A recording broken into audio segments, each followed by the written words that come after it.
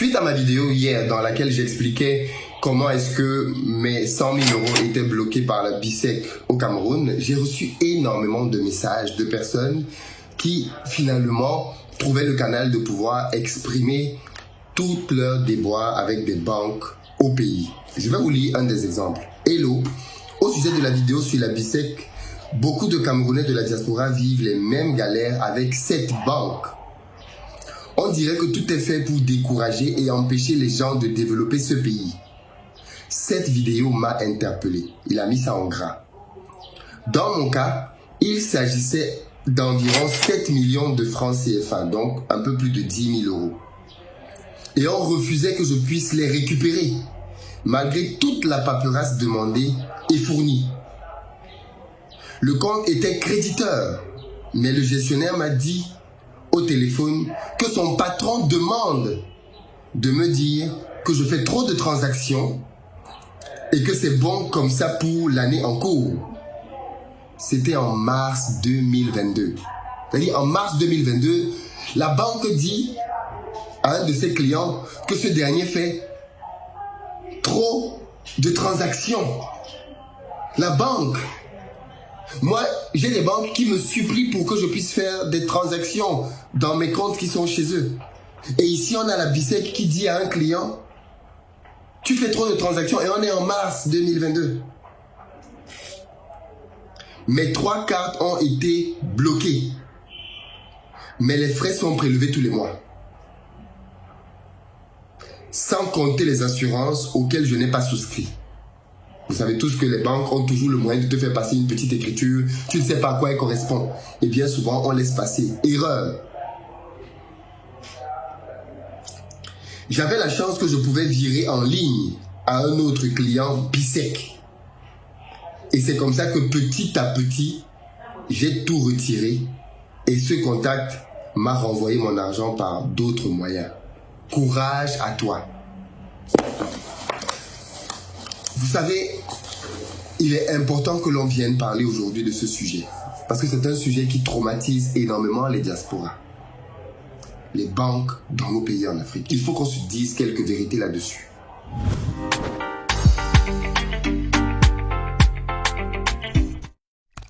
Salut à toi, bienvenue sur ma chaîne, moi c'est Philippe Simo et ici je te parle de business, d'entrepreneuriat parce que c'est grâce à ça qu'on va faire développer nos pays et peu importe les challenges, on va y arriver. Même les banques ne pourront pas nous stopper. Donc si tu es nouveau ici et que tu veux participer à cette belle aventure, tu t'abonnes, tu actives la cloche des notifications et tu vas être informé de l'apparition de toutes nos vidéos business comme celle-ci. Pour ceux d'entre vous qui veulent aller plus loin, vous savez que j'organise des formations pour vous partager mon expérience afin de vous aider à réussir vos investissements en Afrique. Parce que oui, l'Afrique est l'endroit dans lequel il y a le plus de marge à se faire en investissement aujourd'hui. Donc ne laissez pas les gens vous décourager, ne laissez pas les médias vous décourager, ne laissez pas les arnaques freiner votre motivation. C'est sur ce continent que les plus belles opportunités sont à saisir.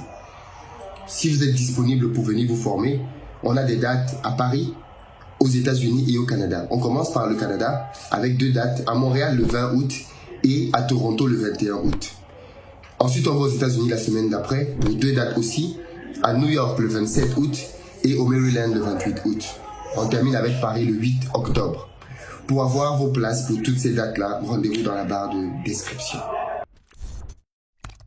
Il y a de cela quelques années, la maman d'un ami à moi qui fait des affaires au pays et qui gagne vraiment beaucoup d'argent, est venue en France parce qu'elle voulait investir dans de l'immobilier parisien. Il a donc été question que je l'accompagne pour faire quelques visites et lui montrer bien évidemment ce qui lui était possible de réaliser comme investissement. Ce qui m'avait frappé à l'époque, c'est qu'elle voulait payer cash. Alors je me suis dit, bon, comment elle va faire pour payer donc des appartements avec des sommes aussi importantes? Cette dame m'avait dit à l'époque que le virement bancaire n'était pas une option. J'ai dit, mais pourquoi tu ne payes pas par virement bancaire? Tu es en train de vouloir payer des appartements à 400 000 euros, 500 000 euros. Tu veux payer ça en cash. Comment tu fais donc si tu ne fais pas le virement bancaire?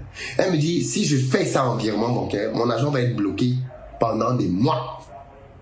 Je lui dis, mais comment ça? Elle me dit, mais oui. Tu ne peux pas sortir de l'argent de notre pays. Elle est camerounaise. Tu ne peux pas sortir de l'argent de notre pays. Tu vas être sujet à tellement de contrôles. que tu vas finir par te décourager.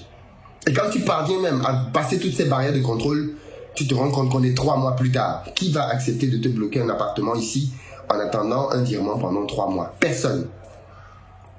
À l'époque, j'avais eu l'info, mais je pensais que c'était pour des sommes à 400, 500 000 euros. Je ne savais pas qu'on pouvait te bloquer 100 000 euros dans une banque. Je ne savais pas que une banque comme la BICEC, qui gère par flux quotidien des sommes exorbitantes, des sommes importantes, va se retrouver à bloquer 10 000 euros, 15 000 euros, 20 000 euros, 9 500 euros, 50 000 euros de virement.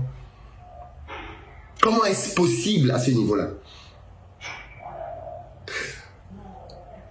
Certaines personnes dans les commentaires de la précédente vidéo que j'ai faite sur le sujet, parce que si vous n'avez pas suivi la vidéo, j'ai fait une vidéo dans laquelle j'expliquais comment une banque au Cameroun, la BICEC notamment, avait bloqué 100 000 euros quasiment de mon argent que j'avais envoyé pour payer un fournisseur. Je tiens à le préciser ici, la BICEC ce n'est pas ma banque. Ok? Ma banque, au travers de laquelle j'ai fait ce virement, c'est la Banque Populaire en France. La BICEC, c'est la banque de mon fournisseur, c'est pas ma banque à moi. Moi, mes banques au pays, la BICEC n'en fait pas partie. En général, j'évite de prendre les multinationales occidentales comme banque. Je préfère prendre des banques panafricaines, Ecobank, Afriland. Mais attention, même dans ces banques-là, il n'est pas dit que ça se passe forcément mieux. Le banquier en Afrique n'a pas encore compris quel est son rôle. Le banquier en Afrique pense que son rôle, c'est de te demander de mettre de l'épargne dans son compte et de faire quelques petites transactions. Le banquier en Afrique n'a pas encore compris qu'il a pour rôle d'accompagner les entrepreneurs. Le banquier en Afrique n'a pas encore compris que son rôle, c'est de soutenir les PME et de trouver les moyens de se mettre à sa disposition pour que les choses aillent pour le mieux. Moi, quand j'ouvre un compte bancaire, j'essaie toujours de rencontrer le responsable de l'agence au minimum, pour lui expliquer ce que je fais, quelles sont mes activités, pour qu'il comprenne bien. Pourquoi? Parce que quand vous ne faites pas ça, la banque peut être surprise et ne pas comprendre quelle est la logique de votre business.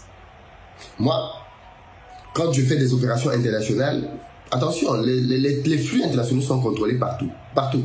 En France, pour que l'argent sorte de la France pour aller ailleurs, il y a des contrôles. Et ne pensez pas un seul instant que le Cameroun peut avoir plus de contrôle que la France. On est où là? C'est un non-sens. La France contrôle énormément. Par contre, c'est ma banque qui gère ça. C'est-à-dire que quand j'ai une opération financière à faire qui est internationale, je signale à ma banque que je veux faire un virement international, je leur communique le montant, je leur communique les coordonnées bancaires du fournisseur et je leur mets à disposition des éléments tels que des factures et autres. Et c'est tout. C'est ma banque elle-même qui va maintenant gérer tous les organismes de régulation pour pouvoir démontrer que mon virement doit passer sans aucun problème. Ma banque gère tout. Le seul contrôle que ma banque fait vis-à-vis de moi, c'est qu'elle me passe un coup de fil au téléphone, parce que généralement j'écris ça par mail. La procédure veut qu'il m'ait au téléphone, peu importe là où je suis sur la planète. Il faut qu'il m'ait au téléphone pour m'entendre dire de vive voix que oui, je suis en train de lancer ce virement-là. Pourquoi? Parce que ça peut être quelqu'un d'autre qui a piraté ma boîte email. Ça peut être quelqu'un d'autre qui... ou alors c'est un virement que je suis en train de faire sous la contrainte. Donc ils doivent m'avoir au téléphone pour que je valide que oui. Même si c'est 1000, même si c'est 100 euros. À partir du moment où c'est international, je dois valider que c'est bien moi qui demande ce virement-là. C'est tout. Le reste des contrôles, c'est ma banque qui gère ça. Donc une banque peut être là pour te soutenir ou alors pour te plomber. Et il se trouve que dans nos banques au pays, beaucoup d'entre elles en tout cas, ne sont pas dans la logique de soutenir les entrepreneurs, de soutenir les entreprises. Voilà pourquoi est-ce que les gens sont constamment en train de se plaindre des problèmes de financement en Afrique. Voilà pourquoi si les entrepreneurs sont constamment en train de se plaindre du fait que les banques ne soutiennent pas. Voilà pourquoi est-ce que beaucoup d'opérateurs économiques, quand ils ont besoin d'argent, ils ne vont même pas voir une banque. Ce week-end, pas plus tard que ce week-end, j'ai été abordé par un monsieur qui m'a reconnu dans la rue et qui est manager ici dans une banque. Et il est venu me dire qu'il pouvait me financer si je veux. Parce que eux, ils financent généralement les entreprises qui ont du mal à se faire financer par les banques. Il m'a expliqué comment est-ce qu'il pouvait financer entre 150 millions et 500 millions. Et qui ne sont pas très compliqués dans les conditions. Je lui ai dit, ok, d'accord. Quel est votre taux? Parce que c'est là que ça va faire mal. Alors, eux, leurs taux sont entre 20 et 25%. J'ai dit, mais c'est pas possible. 20 et 25%, comment on s'en sort? Voilà la réalité de nos pays. Les banques ne travaillent pas pour soutenir les entreprises. Alors vous allez toujours avoir des exceptions, on va vous dire on a financé tel. Mais allez lui demander par quoi il est passé pour obtenir le financement. Allez lui demander. Et s'il a l'honneur, l'honnêteté, le courage de vous dire par quoi il est passé pour obtenir un financement dans nos pays. Qu'est-ce qu'on lui a demandé de faire? Qu'est-ce qu'on lui a demandé de mettre comme garantie?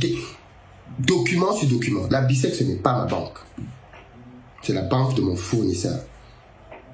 Donc vous voyez que suite à ma vidéo, beaucoup de gens les langues se délient, les gens commencent à se plaindre et à exposer maintenant la réalité de ce qu'ils subissent dans ces banques. Des banques qui vous bloquent 2 000 euros, 3 000 euros. Les banques qui vous demandent de donner jusqu'à la couleur de votre slip parce qu'ils doivent faire des vérifications à gauche et à droite. Attention, je vous rappelle que dans le cas d'espèce, la BICEC est en train de vouloir rapatrier l'argent. C'est-à-dire que je leur ai donné tous les documents qu'ils ont demandés. Tous les documents qu'ils ont demandés. Pour faire quoi? Pour permettre que l'opération ait lieu, n'est-ce pas? Voilà une banque qui ne soutient pas ces entrepreneurs. Du moins, cette dame-là, la BICEC n'est pas en train de la soutenir. Parce que s'ils ont tous les éléments de preuve, bon sang, ils font ce qu'il faut pour débloquer tous ceux qui peuvent leur poser des questions.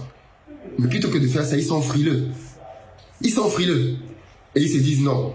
Autant mieux que la transaction reparte, que l'argent reparte. Quelle est cette banque qui refuse l'argent? Quelle est cette banque qui refuse que ses clients aient de l'argent? Quelle est cette banque? Tu travailles pour qui? Tu ne travailles pas pour tes clients? Tu travailles pour qui alors? Si tu es prêt à faire repartir 100 000 euros, tu travailles donc pour qui? On m'explique pour qui cette banque est en train de travailler. Parce que si tu as des clients qui a un marché, qui lui rapporte 100 000 euros, on lui vit l'argent, et tu dis que non, tu demandes des preuves, on t'apporte toutes les preuves. Et tu dis non, finalement, malgré toutes les preuves, parce qu'il n'y a pas un seul document qu'ils aient demandé que je n'ai pas fourni. Il n'y a pas un seul document. On leur a donné tous les documents propres, signés, cachetés. Et ils disent que non, finalement, ils vont renvoyer l'argent. Comment on s'en sort dans ce pays? On dirait que tout est fait pour qu'on ne développe pas nos pays. Est-ce que c'est un complot oudi contre la diaspora? Parce que je vais le dire ici maintenant, mais quand des grandes multinationales internationales viennent travailler en Afrique, est-ce qu'elles ne sortent pas leur argent? Ces mêmes banques-là qui aujourd'hui bloquent mon argent, bloquent l'argent de petits opérateurs économiques, quand ce sont des grosses têtes, des gros bonnets qui viennent, est-ce que vous ne faites pas transiter leur argent? Est-ce que vous ne faites pas circuler l'argent de tous ces grands milliardaires internationaux? À la BICEC, là, les gestionnaires de la BICEC qui suivaient cette vidéo, vous avez bien les chiffres, non? Il n'y a pas des milliards, je parle bien de milliards, qui sortent du Cameroun tous les ans par la BICEC et d'autres banques? Ah, d'accord. Donc pour certains, ça passe. Pour d'autres, ça ne passe pas. Il faut donc nous expliquer quel est ce processus, quel est ce mécanisme qui veut que les petits opérateurs, locaux bien souvent, ont toutes les difficultés au monde avec les banques, mais les grands opérateurs internationaux, eux, l'argent sort. Est-ce que l'argent de Carrefour est bloqué au Cameroun? Dites-moi. Voilà une entreprise qui brasse par jour, des centaines de millions quand on compte tous ces centres commerciaux. C'est bloqué? Est-ce que cet argent est bloqué? Est-ce que cet argent est bloqué? On a les stations Total. L'argent est bloqué. On a les stations Total. L'argent est bloqué. Non. L'argent remonte, n'est-ce pas? Mais quand c'est nous, petits opérateurs, vous empêchez que ça entre. Si vous commencez à empêcher les... En fait, c'est ça.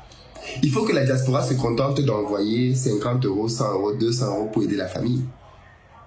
En fait, c'est ça que vous voulez, en fait. C'est-à-dire que la diaspora doit se contenter d'envoyer 200 euros, 300 euros, 500 euros, 1000 euros, 2000 euros. Oui, ça, c'est la diaspora que vous aimez. La diaspora qui est dans les petits accompagnements, les petites aides à la famille. Mais dès que la diaspora veut lever la tête, commencer à faire des choses plus conséquentes, on va se calmer là, les gars, on va se calmer. Pourquoi est-ce que vous avez tant d'argent? Comment vous faites pour envoyer autant d'argent? D'où vient cet argent? Tout est prouvé, non? Tout est prouvé. Tout est prouvé.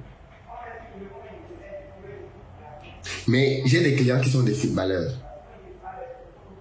qui en Europe ont des comptes dans lesquels il y a des millions d'euros. Je dis bien dans le compte en banque, il y a des millions d'euros.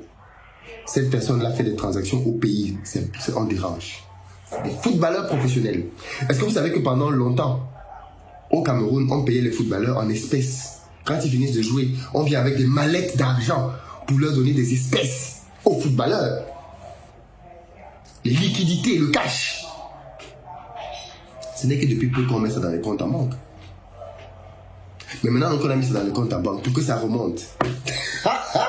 La croix et la bannière. La croix et la bannière. Donc on peut se poser la question.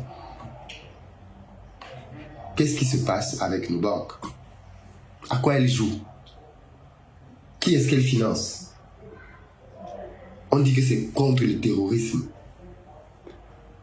Les flux qui viennent pour financer le terrorisme, ça vient d'entreprises légalement reconnues en France, des entreprises depuis des années. C'est comme ça que ces flux-là transitent, vraiment.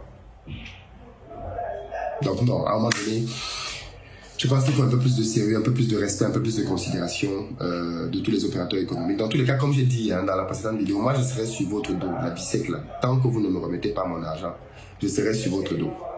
Je serai sur votre dos. Il faut que mon argent sorte. Faites ça sortir, s'il vous plaît. Faites sortir mon argent. Faites sortir mon argent. Sortez mon argent.